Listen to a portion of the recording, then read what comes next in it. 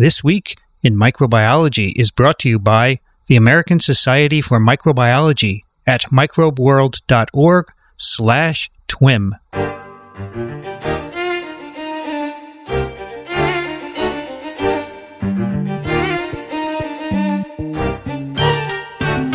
This Week in Microbiology, episode number 20, recorded November 14th, 2011.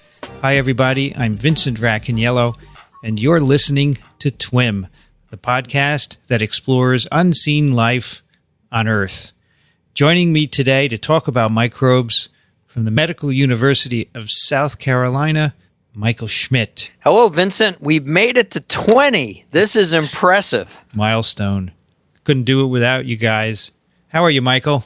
I'm doing well. This is a great experience. Podcasting with you and our other friends has been a real delight, and I can't believe we're up to episode 20. Well, I'm glad you're doing it. It's a lot of fun for me, too, and I hope you're learning something as well. You're not in South Carolina today, are you? No, I'm in beautiful Nashville, Tennessee at the Healthcare Design 2011 conference, where I gave a talk this morning on the use of antimicrobial copper to reduce hospital-associated infections. Nice. Starting to get a little traction on the talk circuit with the copper. It's going to only increase. It can only increase. We're excited about the results, and now as our good friend Elio said, the devil is in the publication. Well, let's bring in our good friend from Small Things Considered, Elio Schaechter. Hi there. How are you, the two of you? We're well. How's California? Well, we got some rain, which is terrific because, if you remember, my hobby is mushroom hunting. And hunting mushrooms in Southern California is not for the faint of heart. There are not that many. But this weekend we may get something, so that's fun. When you hunt mushrooms, what do you do with them? Do you photograph them or? Oh, I photograph them. Mainly I'm excited when I find something I don't know, which is often. Mm-hmm. Then I try to identify which is a bear. I mean, it's not easy to identify mushrooms. And so I do that. I try to figure out what I take pictures, of course, yeah. And if they're good to eat, guess what? I eat them. Sounds fun. Yeah. Well, I actually got to do that when I was in Germany. It was wild mushroom season in Germany when I was over there 2 weeks ago. And we went out to this one restaurant that had on its menu all the wild mushrooms it had harvested from the forest outside of Munich. And it was some of the most incredible tasting mushrooms I had. You know, we're used to button mushrooms and shiitake mushrooms and portobello mushrooms, but wild mushrooms are sort of like wild caught fish. Yeah. Well, Elio, if I'm ever out there in your area, can you take me on a mushroom hunt? I will if you come at the right time. I mean, it has to be this time of the year until January or February. In fact, the one nice thing about mushroom hunting here is while the rest of the country is under snow and ice, we go mushroom hunting in January and February. So, sure. All right. That's a big window of time. I'll make sure I let you know. And we can hunt mushrooms and do a podcast all at the same time. Hey, okay. Great. Well, today we have a couple of interesting stories to talk about. And the first one is a follow-up on a story we did on TWiM Number 9, the German E. coli 0104H4 outbreak. And Michael, I understand you were talking to some people over there about this.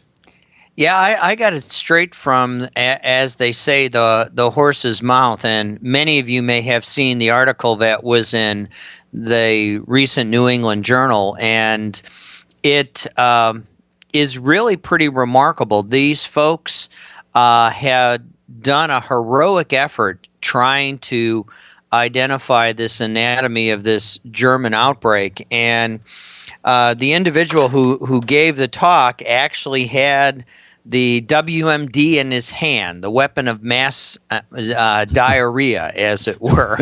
He had the seeds and he shook them in his hand, and it got everybody's attention right quick. These are sprout seeds? These are sprout seeds, the fenugreek seeds, which is Trigonella phonium granicum, and they described how they went about trying to sample and isolate the E. coli from it, and they had done a heroic effort in trying to understand where this particular variant of E. coli came from, and they went through the toxin and the cohort and the travel arrangements, and some members of the audience asked them about the famous the vegetable warnings that got the Spaniards all upset, and he said it was just unfortunate of how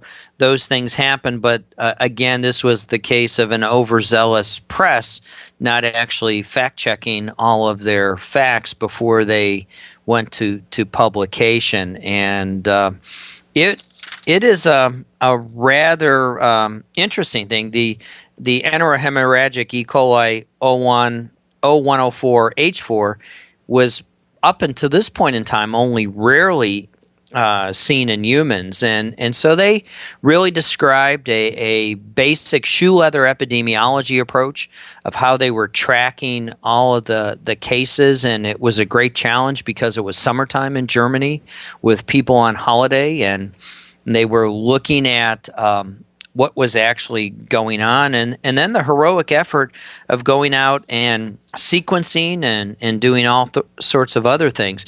One of the interesting things I found was the incubation time was about 8 days, which it had a span. You mean between, after eating the contaminated sprout? Yeah. And the shedding time was up to 13 weeks. Wow. So this really then opens up the whole new area of fecal oral transmission, because if you can shed something to your household partners or in hospitals or other things, this is really pretty they really did a heroic effort trying to ground truth where this was coming from. Also, it makes the epidemiology a little bit tough, because if you don't know where to look, you may have forgotten that 8 days before you had symptoms, you ate something, whatever you ate, you've already forgotten that. What's the duration of illness, Michael? Duration of illness was effectively the standard Shiga toxin-mediated course of diarrheal disease, and it depended on the individuals. I don't actually know their mean number off the top of my head. I'm looking through my notes to see if I wrote that down. It's much shorter than 13 weeks, though, obviously. Oh, no. It's much shorter than 13 weeks, yes. Yeah. But listen, this 8-day incubation seems absolutely unusual for foodborne disease. I mean, what's the bug doing for 8 days? It's interesting. That's what was so interesting about it. But the take-home message is sprout consumption explained 100% of the cases. Mm-hmm. And if you recall back to our E. coli discussion when this first broke, I flippantly said that I always believe it's the sprouts. Yep, you did. And in this case, I was right. Hey. I think you're always right, Michael. And what the New England Journal paper further expanded is all 41 case clusters with known trading connections could be explained with producer A, where from where the sprouts had sprouted, so to speak. No, right. I By the way, the resist. sprouts were locally grown, weren't they? Yeah, the seeds were sourced. And they trace the seeds back to their origin, and a lot of this stuff was pieces of paper. And just assembling this, I guess we're lulled into a false sense of security with all these crime fighter shows like CSI on TV, where you can figure these things out, lickety split. But there was good old fashioned shoe leather epidemiology, and the Robert Koch Institute HUS investigation team should really be commended for the effort that they did to really trace this down, and as quickly as they were able to do this. We have to remember that we actually now have the sequence of many of the strains associated with this outbreak, because they did do a substantial amount of sequencing over the course of this activity. Yeah. So it's clearly sprouts, according to the epidemiology described in this paper, based on interviews of people who were sick. They went to the Restaurant K in Lubeck, tracing down seeds, but they did not isolate the bacterium from any source except people, right? That is correct. And Lord knows they tried.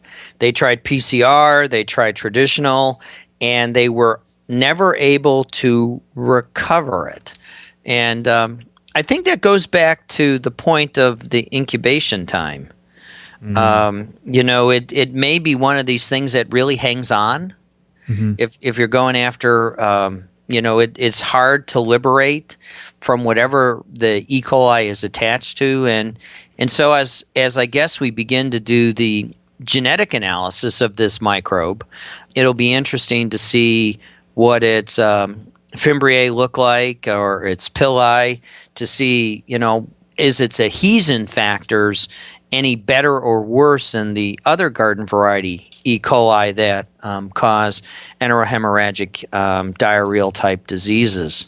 So do you think the source of the bacterium is gone now, and we won't find it unless there's another outbreak? Yeah, I think it's hiding. I think it's cryptic, and what actually set this off, I don't think we actually quite understand what actually triggered this outbreak, because again, the Germans were very careful in saying that this enterohemorrhagic 104H4 was rarely seen in humans. So whether or not there's a natural animal host, or whether or not it's just holding on to these sprout seeds, and that it's able to propagate itself throughout the mix, as it were. Right.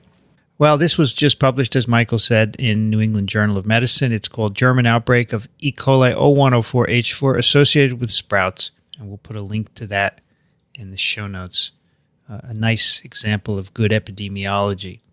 A second brief follow-up. This concerns a story we talked about on TWiM number 15, the origin of the cholera outbreak in Haiti.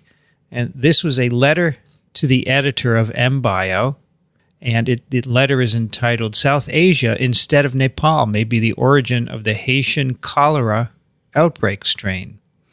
And remember, we talked about this on TWiM, how genome sequencing of cholera had suggested that the Vibrio cholerae came from Nepal to Haiti to cause that outbreak, possibly by UN Nepalese soldiers.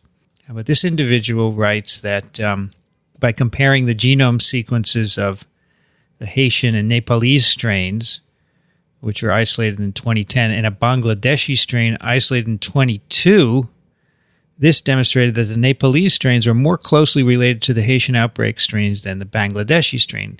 But the author writes, I believe that the Bangladeshi strain may have been demonstrated to be distantly related to the Haitian strains than the Nepalese strains, owing to differences in isolation time.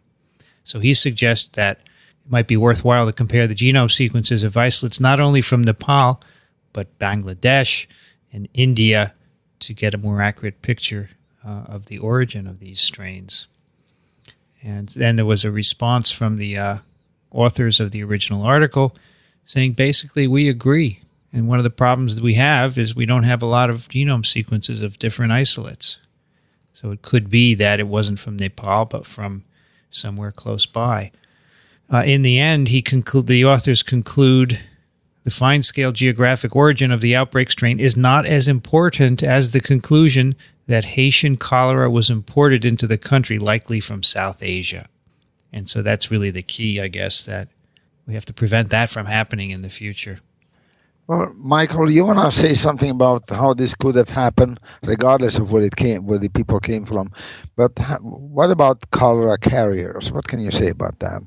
That's what's really interesting, is that, again, when I think of cholera, I think of the fine work that Rita Colwell had done, which effectively argued that this microbe would become a facultative intracellular parasite inside these copepods, and that the simplest way to prevent the diarrheal disease that cholera causes was to filter your water through sari cloth. And so eight layers of sari cloth. Thinking about how this microbe is hiding and what is the cell of choice that the cholera bacillus is seeking out in people that facilitates carriage, because I don't think the copepods are going to be able to hang around our intestinal system long enough to make the journey from Southeast Asia in military personnel to Haiti. So I'm really intrigued as to, and again, it's a facultative intracellular parasite, and that's what's most intriguing to me is we have to try to understand if cholera has a cell in us that it's actually hiding out in, and we can have a low titer. And I think the take-home message from this study is we may want to start screening folks who have had recent travel to Southeast Asia or any cholera endemic region to see, where the cholera is, and then to figure out what cells it's hiding in our system. And the beauty of PCR is we can, first detect who is a carrier by the PCR, and then do further filtration and segregation of the different cell sizes based on old-fashioned filtration to figure out what cells the cholera microbe might be hiding in, or whether or not, because it does indeed have two chromosomes, whether or not it's actually attaching and carrying itself through like other gram negatives that have pili that they can attach to our intestinal lining and pull themselves through in that particular way. But let me ask you in general, before all this, was it known that people are carriers of cholera? I don't think I ever heard of a cholera Mary like there was a typhoid Mary. I wasn't aware that people could be carriers of cholera, because if that's known, then, like you say, the mechanism could be very, very murky and very difficult to sort out. But is that a fact? I just don't know. Have you heard of cholera? It was news to me when we read the paper. It was news to me that there were cholera carriers. I was similarly trained that cholera was, and this was work that was done by Mekalanos and other colleagues who were working on the epidemiology associated with the Bangladeshi variant of cholera that was showing that it was phage triggered to effectively cause the bloom of the virulent form of the bacillus. And thinking about the whole carrier issue vis-a-vis that a phage was involved in the coordination of the population going from avirulent to virulent, and that whole dynamic that Mekalanos and his colleagues worked out probably 5 or 6 years ago, if I'm remembering the literature right, was really an elegant study of the tour de force. But the whole carrier state really opens up a new line of questioning on whether or not you may just simply need to ingest a phage. And if we're all carriers, if we've had exposure to endemic regions, and we just need to encounter a phage to trigger the event. And the way I think about phages is all bacteria are effectively lysogenic for some phage, and we just need a trigger, and those to set off lysogeny to lytic growth. And whether or not that be nutrition, whether or not it be ultraviolet light in the case of our good friend lambda, or whether it be some other environmental factor, simply the saline content of potable water, and that may trigger the lysogen to lytic event. Because if you think about cholera, it really is a flood stage disease. When they have the monsoons, you have this tremendous flood stage, and Is it regulated by salinity? And all of these things are very intriguing to this process. And with these genomic methods that we now have, and the fact that we can do PCR, and then Ron Atlas taught us with the Exxon Valdez that we can, of course, do most probable number based PCR to go through large volumes in order to detect whether or not there are particular microbes that have a particular behavior present. I think there's an opportunity to open up and do some really interesting molecular epidemiology that has a specific question that you can phrase and for the first time really get at answers that can help us understand how virulence is triggered and how microbes move around the globe. I think that's what the most remarkable thing about this paper is, especially given the letters to the editor and the author's agreement that these microbes are moving, and it really gives a whole paradigm shift, especially now that sequencing is so easy, inexpensive. But what we really need for the sequencing are some good visualization tools that can really describe to us how these things are moving and what genes are on and what genes are off and all sorts of other things. I'll tell you, this is terribly interesting because it's, in fact, while we were talking, I looked up cholera carriers, and I was wrong. Cholera carriers are known. They're usually, here's a bulletin of the World Health Organization from 1970 talking about the cholera carrier studies in Calcutta, 1968. And they found that about 20% of people in 19 households excreted the Vibrio, and that they were detected for several days. In other words, and some lasted quite a bit longer. They lasted as much as 79 days. So the carrier state may not be, I don't know if it's chronically known to exist. That is, does it exist over a year period? But people carry cholera for quite a while, so the spread to Haiti is not a mystery. I mean, you can certainly imagine how this could have happened by people carrying. So carriers are known in cholera. It's just a question of how long they stay in the carrier state. The author of this letter, who is from Nepal, makes an interesting point. He says, the UN has reported that all Nepalese soldiers tested negative for the strain of cholera, and none of the soldiers had been sick during the outbreak. So his point is, if they were carriers or ill, they didn't show any evidence of it. So, well, I must say I sympathize. Here's Nepal, a poor country. It goes to does the generous act of sending people to help out in this disaster in Haiti, and then they get a bad rap. That's right. Cholera. I mean, that's not fair. Yeah, it is unfortunate. And I suppose we haven't heard the last of it. So that's the second follow-up that I wanted to do. And that brings us to our main paper for today, which was pointed out to us by Elio, and it's called Identity Gene Expression in Proteus mirabilis, which is published in the Journal of Bacteriology, July of this year, by Gibbs, Wenren, and Greenberg. Why did you find this interesting, Elio?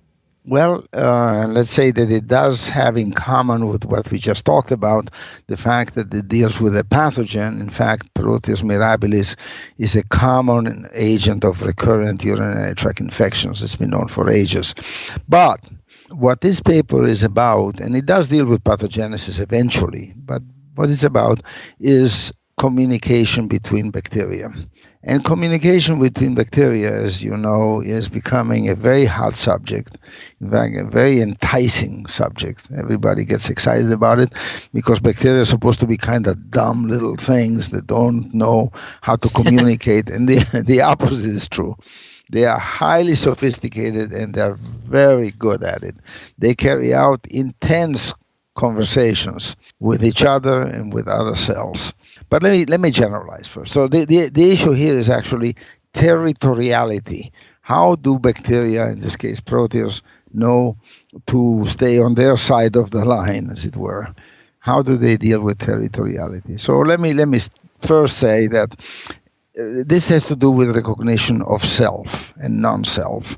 And that is so basic because when two organisms meet, they have to find out right away, am I going to eat you? Are you going to eat me? Are we going to coexist? Are we going to mate?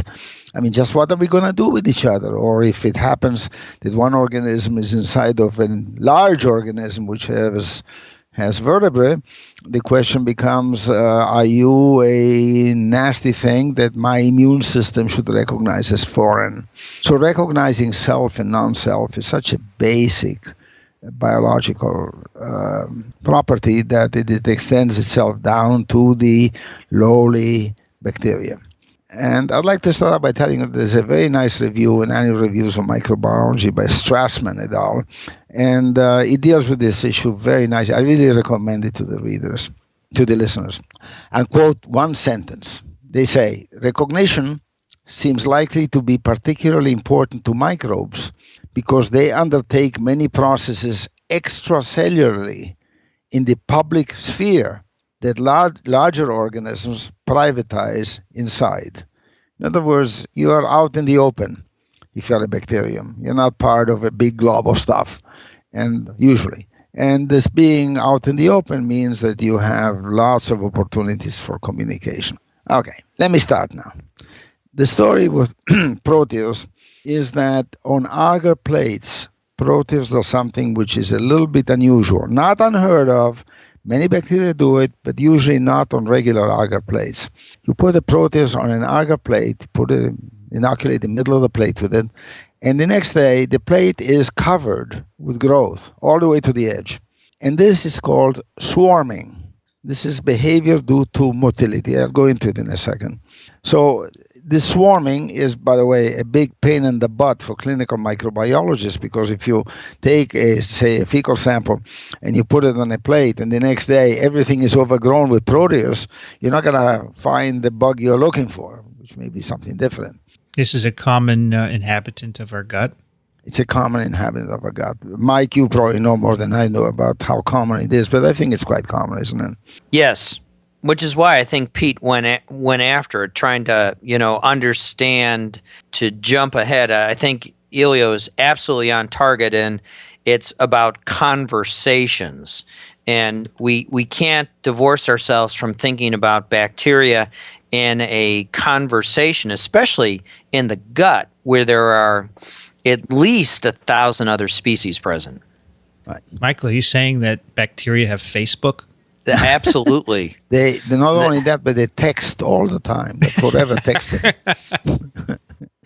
Anyhow, so here is Proteus and the swarming. Let me say something about swarming because it's an unusual thing. Swarming is something that happens on surfaces. If it happens in liquid, it's called swimming. On surface, it's called swarming. And as I say, many other bacteria do that. And it's due to flagellar motion, unlike gliding and twitching and some other forms of motility, which we'll talk about some other time because they're all fascinating. But swarming is something that requires flagella. And the way Proteus does it is absolutely stunning. It's an old story. It's been known for a long time. And it's still full of mysteries. Here's the story. You start out with a single Proteus in the middle of a plate, and it divides and divides, and it doubles and it grows. It makes a little microcolony, and then after a while, it stops doing that. These, by the way, is the cells at the beginning are normal size cells, let's say a micron long.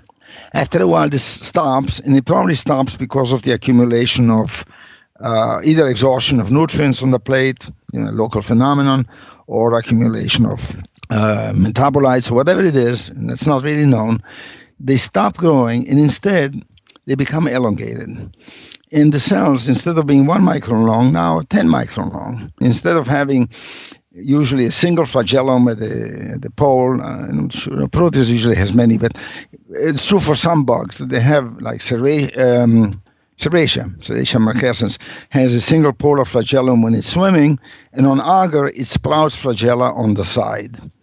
So all of a sudden you have a boat with many, many oars. Instead of having one or a few, it has many, many oars. And in concert, these guys move on the surface of the agar. They move along with other cells. They do this in little rafts, as they're called. And they do this at a spectacular speed. They can do this for 10 micron a second. No, not bad. Which a fun fact is about 4 times 10 to the 5 miles per hour. Okay. 4 times 10 to the 5 miles per hour? Minus 5. Ah, okay. Okay. Remember, All right. these are small creatures, Got it. and that's why I brought it up, thinking about the issue. The other fun fact is if you go back to the whole issue of chemoosmosis and energy generation, the typical motility is pumping out about 80,000 protons per second. Mm-hmm. And this is protonic flux in order to achieve this motility. And recall that the pH of a bacterial cell is only about 60 free protons in a bacterial cell given a pH of about 7. So thinking about 80,000 protonic fluxes per second in order to achieve normal motility, think about what these microbes are doing in this swarming behavior. It's just incredible. Okay, anyhow, as a result of swarming, the colony extends itself. Okay, but there is no growth during this time. The guys are just moving, and they're moving outwards probably because they sense that the place they were before is not as favorable as the new territory. So out they go. And then they start this over again. They stop moving. They say, these are good times. Let's divide and grow and grow and grow. And they make essentially a ring. Okay, so you have a center of the plate at this point will have a center which is growth, then an area around it which is fairly clear. There's very little growth there, and then a ring where there is a lot of growth. And this keeps happening until you have what looks like a bullseye. You have a series of concentric rings of growth separated by areas of non-growth. It's absolutely spectacular. Now, this belongs, unfortunately, we don't have video going because this is so spectacular. You really have to see it. And you can Google it, swarming, and you can see places to do this. Plus, a whole lot of other things that bacteria do on agar plates. It's amazing the number of beautiful things they do. There's a guy in Israel, I'm sorry I've forgotten his name, who has a museum of plates. We really have to deal with that at some other point. Anyhow, that's what Proteus does. Other bacteria do it when you lower the agar concentration. Proteus does it in regular agar plates, which is about 1.5% agar, 2% agar.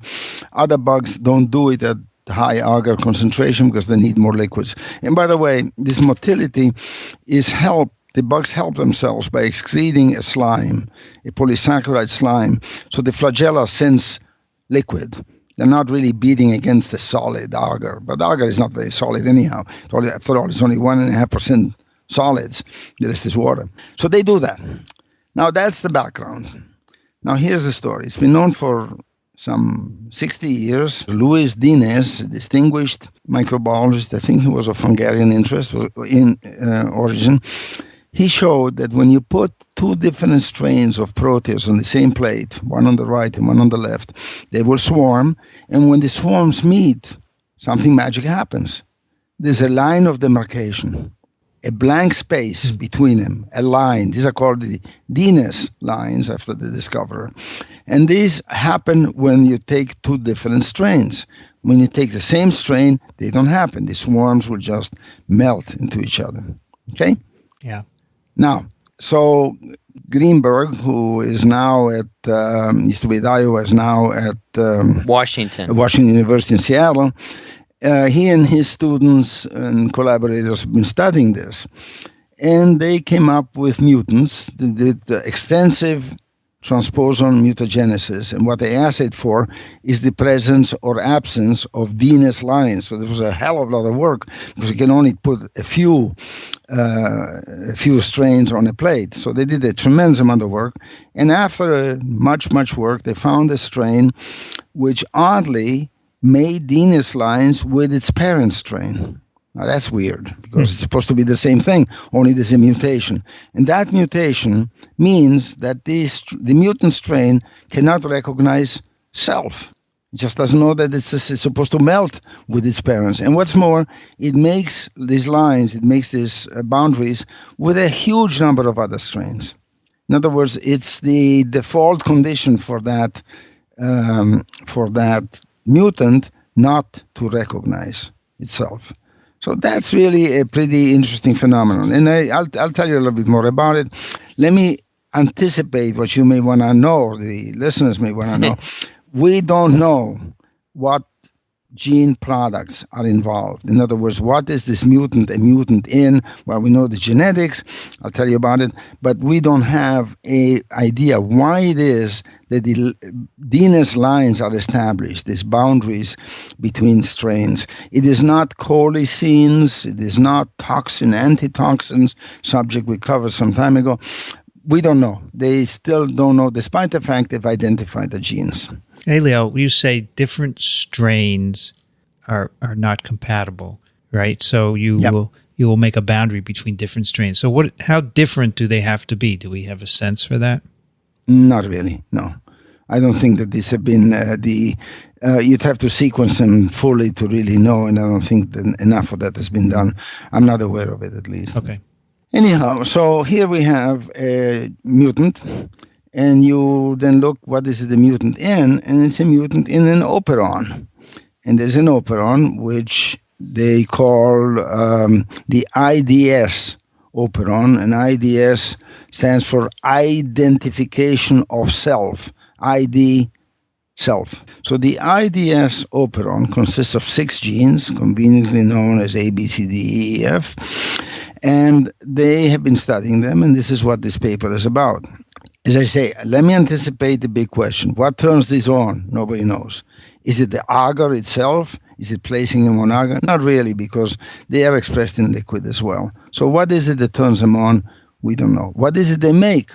We don't quite know, although a little bit is known in the sense that 2 of the genes, IDS-E and IDS-F, make products which have significant sequence similarity to 2 bacterial proteins that are part of a type 6 secretion system in Vibrio cholera. Our friend we just talked about has a bunch of ways of secreting toxins, essentially, or compounds which affect the host. And this is called the type 6 secretion system. What this has to do with the IDS genes, they don't know. The other 4 genes, which you believe have no known homology with anything. They're really new genes.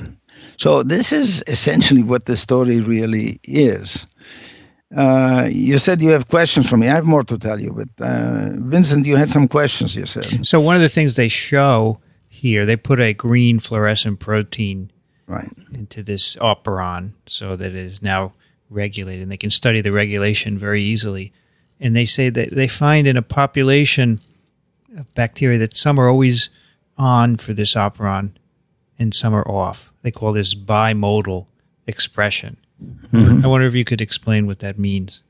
Well, I wish I could. This is a subject that also belongs here. It's called bistability. Bistability is a phenomenon understood in physics as being the property of a molecule being in state A and state B, and what causes the change is usually to be considered to be stochastic. In other words, random events happen. It goes from A to B, from B to A, and so forth. Mm-hmm. There are cases, and Michael, you may pipe in, where this is known, for instance, in the expression of the ability of bacteria to take up DNA. In Bacillus subtilis, for instance, you have a population which is bistable. They're genetically identical. We're not talking about mutations, but some are competent, that is, they can take up DNA, others cannot. And there's a whole collection of phenomena of this sort which are being studied, so that when you look, the upshot is that when you look at the population of a clone of bacteria all derived from the same original cell, they are going to be identical genetically until something, mutation happens. But before that happens, they're going to be identical, but not identical physiologically. So that when stress happens, when demands are made on them metabolically, some cells turn on, other cells don't turn on, and they revert to the other state. in the gram positives, this is again why I think Pete's lab got interested in this. In the gram positives, the whole issue of competence is a variation of the theme of quorum sensing, where you know your friends and neighbors are nearby, that when they die, they may have useful information that you can go to the garage sale and recover their DNA. And this competence is actually a quorum-dependent event, and this is true for the case of the probably the most famous transformational microbe out there, the rough and smooth pneumococcus. And it's all based on these low molecular weight proteins, in contrast to the gram negatives that have the canonical quorum sensing factor, which is the homoserine lactone and its related families. But in the gram positives, it's a protein factor. So as I was reading through this and just marveling at the elegance of the studies that this lab did of assembling the GFP and these fine promoter constructs in which they were doing protein fusions with the GFP, and maybe we need a little digression on protein fusions versus Operon fusions. I would encourage you to look at some of John Beckwith's or Colin Mannell's elegant work on the use of fusions and reporters, albeit they used LAC-Z and Fo-A, but GFP is so much easier now because we can, of course, get away with using spectrophotometers to measure fluorescent units and be able to get a readout of the synthetic activity of the operon, where the protein fusion actually translates into GFP. So, Elio, the IDS operon is clearly essential for recognizing someone who's like you, right? Right. But we have no idea how it does that. That's right. Right now, we don't have any idea. But in relation to what Michael was just saying, it does have to do with the physiology of the cell and the state of the cell. For instance, and this is in keeping with what Mike was suggesting regarding the quorum sensing, the operon is turned on more in late logarithmic and early stationary phase. And this sounds like quorum sensing because the numbers are higher. It also is turned on when another swarm approaches. And this is weird because it is not due to a filterable compound. It's not a substance that's secreted.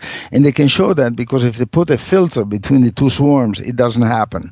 There's no turning on of anything. But so what happens is that when two swarms approaches, they send out scouts cells. And some of the cells set off the signal in the other swarm, which is fascinating. And you need contact in order to sense. You need contact in order to sense, yeah. Well, they actually don't know if you need contact to sense, because he sort of hedges his bets the end of the paper, where he puts all it's like the disclaimers on a quiz show. He puts them in. Is the increase in the IDS gene expression at high cell densities important for boundary formation? It's a question. What is the mechanistic basis of this apparently bistable IDS expression switch? And is this critical for self versus non-self swarm discrimination? And then, is cell-to-cell contact really required for the development of boundaries? And if so, how is the formation of self versus non-self transferred from one cell to the other, especially since it's not a transacting or diffusible product? And so I was most intrigued with this whole notion of when these events go on in late logarithmic and early stationary phase. I was always taught that was this concept of secondary metabolism, and you don't hear too much anymore about secondary metabolism. And so the question is the Greenberg lab redefining at a molecular basis for us with this IDS gene expression a key to understanding this whole phenomenon of secondary metabolism when antibiotics are made and all sorts of these other wonder products? Michael, why, if you put a filter between the two colonies and you prevent communication, why would you conclude that it's not clear if contact is necessary or not. Oh, that's Pete's question. That's how they end their paper. Yeah, I know, but I don't understand. I thought the filter paper addressed that. I guess it does. I don't know why they hedge on that, but I'm not sure why. I mean, could it be? Yeah, I wasn't quite clear on that either, because I thought the filter paper would do it unless, it's somehow diffusing through the filter, and we really don't know what it is.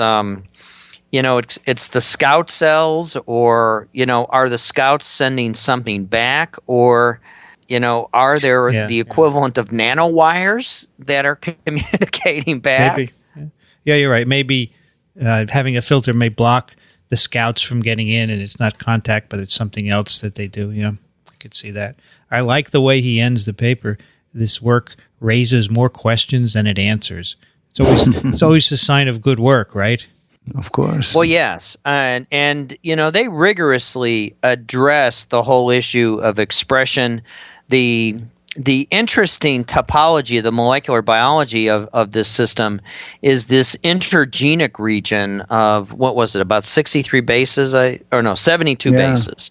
72 bases in the intergenic region.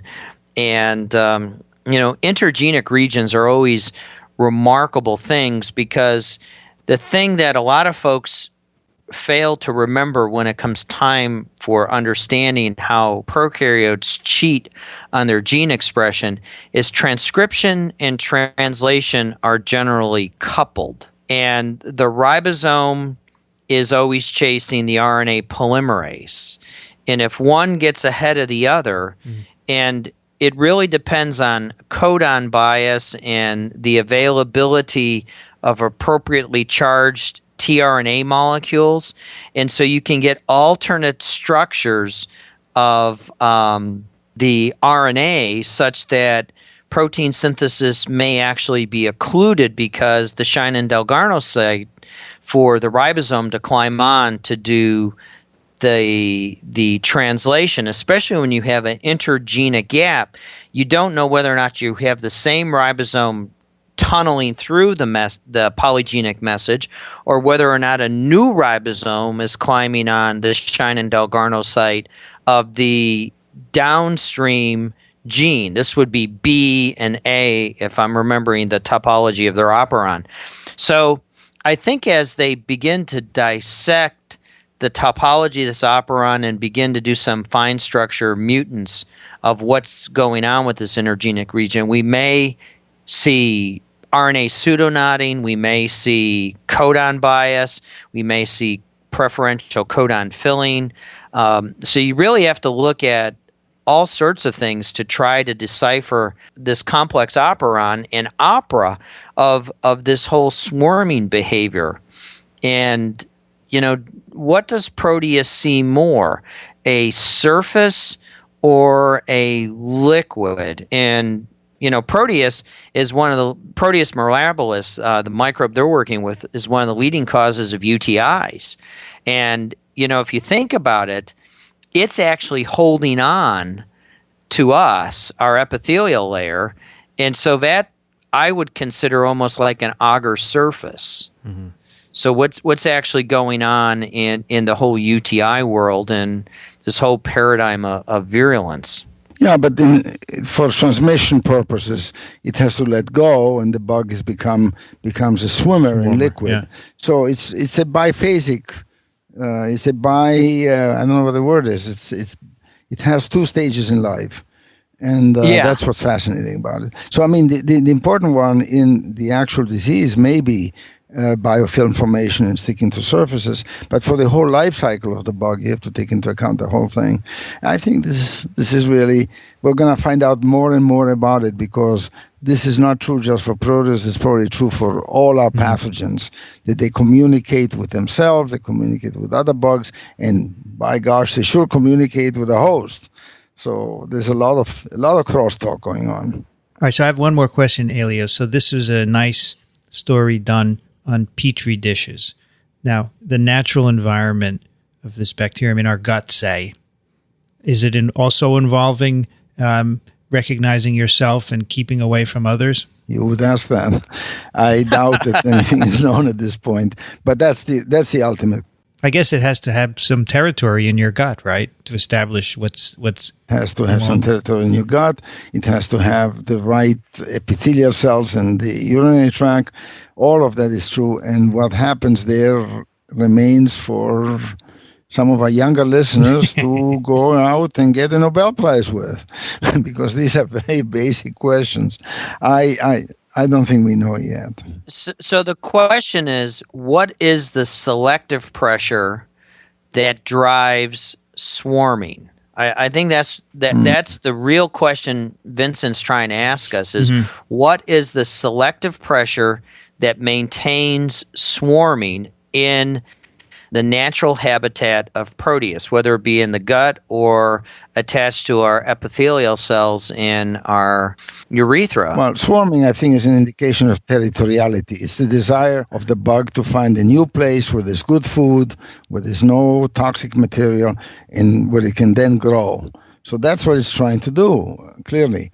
And that's going to be true on the bladder, on the ureters. It's going to be true anywhere where there is a Proteus in a surface. It's going to always try to do that. Do you think it's food, or do you think it's horizontal genetic acquisition of, the self versus non-self? Do you think it's avoiding genetic information, or do you think it's trying to get horizontal genetic information? Now, wait a minute. We're talking two different things. The swarming has little to do with that. The boundary formation may have something to do with it. That's true. That's what I was going after, is the boundary formation. Yeah, the boundary formation may be a way of avoiding foreign nasty DNA. That's possible. There's no real reason for saying that at this point, but it may be. In nature, do all bacteria make borders, or there are known cases where bacteria of different species will mix and grow happily together? There's so little of that known. When you grow, when you take fungi and bacteria, you find boundaries all the time, but that's because of antibiotics. Okay, there are probably bacteria that secrete bacteriocins, which are toxins for others and not for themselves. They do the same thing. So yeah, of course you find that. If you look at a crowded petri dish with a lot of colonies, let's say from soil, you find all these things. You find sectors, you find half moons, you have pieces where the colony looks to be chewed out, and they're all talking to each other vividly. And I guess that one should be more respectful of lowly bacterial colonies on a petri dish. Yeah, well, we are all used to pure cultures on petri dishes that don't have neighbors, but that's the real world out there, so that's going to be very interesting to study. Yeah. Nice paper, Elio. Well, thanks. Thank Pete Greenberg. I didn't write it. Yeah, let's thank the authors very much. That's pretty cool. Looking forward to more of that. All right, let's answer a few emails. The first one is from Attila, who is a fan of our podcast, who I met on a recent trip to Brazil. You met him, actually? I met him there. He came up after my podcast, and he said, "I'm Attila. I write to you all the time." I said, "Nice to meet you." Here we have a letter to TWiM. Dear TWiMers, in episode 7 about toxins and antitoxins made me think about the relationship between bacteria and plasmids. So I would like to share some speculations I made without reading more about it, as my graduate project with HIV does not let me read much about much else. What I would do if I were the plasmid, or what evolution could do to it. If I were a plasmid coding for a toxin and an antitoxin, I would make my toxin small and soluble so it could diffuse away from the bacterial cell. At the same time, I would code for a large and hydrophobic antitoxin that would get stuck inside the cell. So when a bacteria acquired me, I would make it retain me to live, and at the same time kill all neighbors that didn't have the same idea. They have to acquire me as well, or they die. This could explain why TB has so many addiction modules. If it loses some, it may die from the toxin secreted by a neighbor. Now that all the population has a copy of me inside them, and no other bacteria can grow around them, I can make an antitoxin that responds to a quorum sensing molecule, such as a piece of G6-PDH. So I not only guarantee that only my bacteria survive, I can also control that it grows in a controlled manner. Do you think this may be the case in nature? Well, we talked about this not long ago, about toxin antitoxins, and I think Attila has it right. He has it right. The way he proposes it is perfect. He knows that, in fact, the bacteria make a extracellular death factor, which is part of this of G6P dehydrogenase. Oddly enough, we talked about it, but we could not answer the question whether this happens in nature, because basically the experiments haven't been done yet. So the answer is, I would bet that it does happen in nature, but I don't think I can point to an experiment that shows it. Makes sense, though, the way he's proposing it, though, right? Oh, yeah. Oh, my goodness. Hope to hear from you again, Attila. Congratulations for the great podcast. I've been listening to fantastic discussions about microbiology coming from you and your guests. It is an unique opportunity for someone in Brazil and other countries, as I imagine, to listen to these scientific conversations. Keep up the nice work. Thank you, Attila. The next one is from Alexei. Big thanks for the show, Vincent and company. I'm a 23-year-old economist from snowy Russia. About a year ago, I got interested in synthetic biology, and since then have been learning a lot about genomics, microbiology, biochemistry, etc., not without help from your podcasts, which I listen on my way to and from work. But I'm still mostly impressed by the prospects of using biology to create life forms, which can be used to efficiently produce or recycle needed chemical compounds. Based on the stated above, I have 2 episode requests, propositions. One, since I'm 23, I would love to study biology more in depth. It would be very helpful, I believe, not only for me, to do the survey of existing microbiology-related study possibilities and interesting programs in the U.S., Canada, or wherever you got detailed information about. 2, since Vincent is a virologist, TWiM tends to be disease, infections focused, as TWiP and TWiV. I would really appreciate to hear an episode about non-medical microbiology application, like Venter's synthetic life creation or current state of affairs in using bacteria to create fuel. In other words, something synthetic biology or bioengineering related. One more time, huge thanks for the podcast. It helps people having nothing in common with microbiology except interest not to be completely out of touch. Isn't it nice? Well, Arthur, the first question about where one can study modern microbiology in the US or Canada and the rest of the world is a big question. About all I can tell you is that if you were to contact the American Society for Microbiology, they have an education board which is very up on these things, and they can give you general information. It's otherwise it's really very difficult to be specific. There's just too much out there. But I wish you well. I hope you find a way to continue your studies, whatever you do. Yeah, we'll put a link to that in the show notes for Alexei, so he can check that out. And as for his suggestions for podcasts, great ideas. We'll take it up. The next one is from Artur, who writes, great show, always interesting.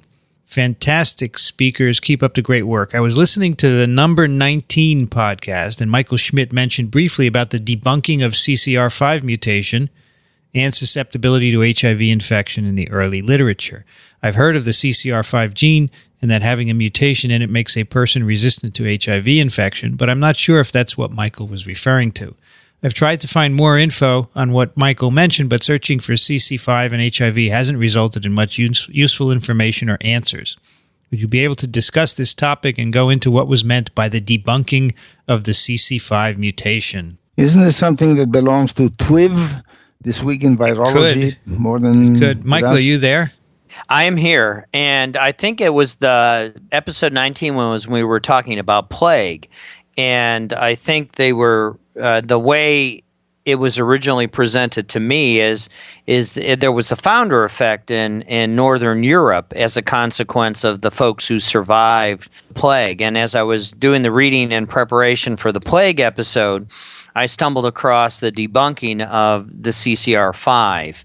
And that's effectively where that came from. And folks thought that the CCR5 mutation made folks more resistant to HIV, but that hasn't been borne out with the published studies. So in fact, there is a mutation in CCR5, which is a co-receptor for HIV, It's in a few percent of the world's population. And it does make you resistant to infection with certain strains of HIV, the so-called CCR5 tropic strains. And in fact, in a very well-known study recently, a patient in Germany with AIDS was given a bone marrow transplant, and the donor had the CCR5 mutation, and that patient has been virus-free ever since because the virus no longer has a receptor. The interesting question is, why is this mutation maintained in the human population? And one of the early proposals was that perhaps CCR5 is a receptor for smallpox, and therefore that may have helped keep it in the population when smallpox was around. But that's probably not the case. It's not a receptor for smallpox. But there are other ways that these R5 molecules might affect virus disease, smallpox disease, for example. It could reduce trafficking of virus-infected leukocytes, or it could facilitate virus replication in cells via signaling that the virus needs to replicate. So there are a couple of ideas out there about how a mutation in CCR5 could reduce disease caused by smallpox and therefore explain why it's in the human population. So that is the story, Artur. I'm not sure it's debunking. CCR5 certainly makes you resistant to infection with certain strains, but why it's still in the population is not clear. All right, the last one I'll read is from Peter, and this is right up your alley, Michael. Dear doctors, I would like your thoughts on this. My local doctor's surgery has automatic doors, so you don't have to touch the door handles. However, if you have an appointment booked, then you register your arrival by using a touchscreen monitor. To me, it does not seem to be a particularly good idea to get loads of people with ill health to touch the same object. There's no antiseptic hand gel to clean your hands after using the touchscreen. Am I right to be concerned? You're right to be concerned that the microorganisms on the touchscreen can come and touch your hand.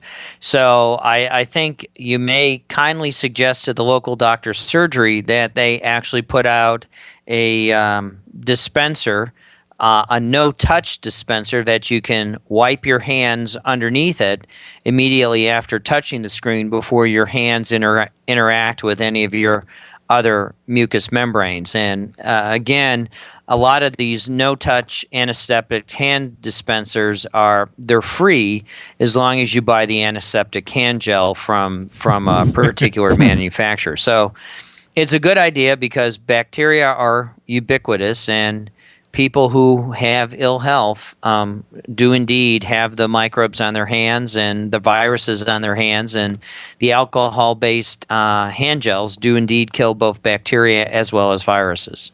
All right. But Michael, let me pipe in. What you say is absolutely true. There's no way of arguing with that. But on the other hand, there is a bit of a antibacterial phobia going around in the population, and I think that's dangerous. And I think it leads to overdoing the trying to get rid of bacteria, which is not a good thing. So I think one has to see this with a little bit of moderation, let's say. What do you think? I couldn't agree more. And in fact, I'm a strong proponent against putting triclosan in soaps. I think good old-fashioned soap is just as good with warm water as anything else, as well as you don't have to constantly be overdoing it. It's just in this particular case where you have, frankly, ill patients interacting with a common object that I think you're placing yourself at a greater risk. And so that's the only reason I was a proponent of the antiseptic hand gel in that particular case. I think you're totally right. That's a good point. Yeah, good. All right, that will do it for TWiM number 20. You can find TWiM at iTunes, at the Zune Marketplace, or at microbeworld.org. You can also find there an app for your iPhone or Android device so that you can stream the episodes to your phone. Over at microbeworld.org/TWiM, we also have our show notes and our letters. If you like TWiM, please tell others about it. If you leave a review over at iTunes, it helps us stay on the front page of the Medicine Podcast section, and more people will discover us. As always, send us your questions and comments to twim@twiv.tv. Michael Schmidt is at the Medical University of South Carolina. Thank you, Michael. Thank you, Vincent. As always, it was fun. And thank you for calling in while you were on the road. And this time your Skype connection was excellent. Yes. Whatever they're doing there in Nashville, I hope they keep it up. It's better than what they did in Boston. That's right. Elio Schaechter is at Small Things Considered. Thank you, Elio. Oh, my pleasure. It's always fun. It is a great deal of fun. I'm Vincent Racaniello. You can find me at virology.ws. I'd like to thank the American Society for Microbiology for supporting TWiM, Communications Director Barbara Hyde, and Chris Kondayan and Ray Ortega. Thanks, everybody. Thanks for listening, everyone. We'll see you next time on This Week in Microbiology. All right, beautiful, guys. Yeah, it was a little bit, I wish that the Greenberg paper had a better, was a little bit meatier, or that it went a little bit further. It's a wonderful step, but it's still only a step. So yeah, it is, but it is a really interesting system. It is a good one. It's really interesting, and I think people will appreciate hearing about that. Maybe they wouldn't read it otherwise. So, and I think the whole quorum sensing thing is how Pete probably got into this, and he really, I think, has uncovered a rock that has many, many more questions than he originally thought he had answers for. I think he was going for the low-hanging fruit, find the quorum sensing factor that makes Proteus swarm, and what he ended up with is something more than he bargained for. Listen, I had an idea I want to try on you guys. There is a paper just came out today purporting that they can figure out the role of the apicomplexan complex in Plasmodium, an organelle whose role has not been known. It occurred to me, what would you think if we sometimes crossed over and had somebody from TWiV or from TWiP on TWiM and discussed the subject of common interest? I'd love to do it. That would be great. I think it would be good because if, we need to show that the lines are blurred. Right, exactly. Yes, I agree. It's microbiology. It's not just bacteria. Absolutely. And the Ventnor idea of synthetic biology, having just heard Eckhard Wimmer give his speech about synthetic biology, and he reminded the audience of how Ventnor took him to task in an op-ed piece in the New York Times when Wimmer published the first synthetic sequence of polio, basically to call people's attention to the fact that this was possible. And now Ventnor really took him to task for doing synthetic biology, and now Ventnor is all about synthetic biology. Oh my God, this is really, it's amazing. All right, gentlemen, thank you very much. Thanks, Vincent. Yeah, thank you.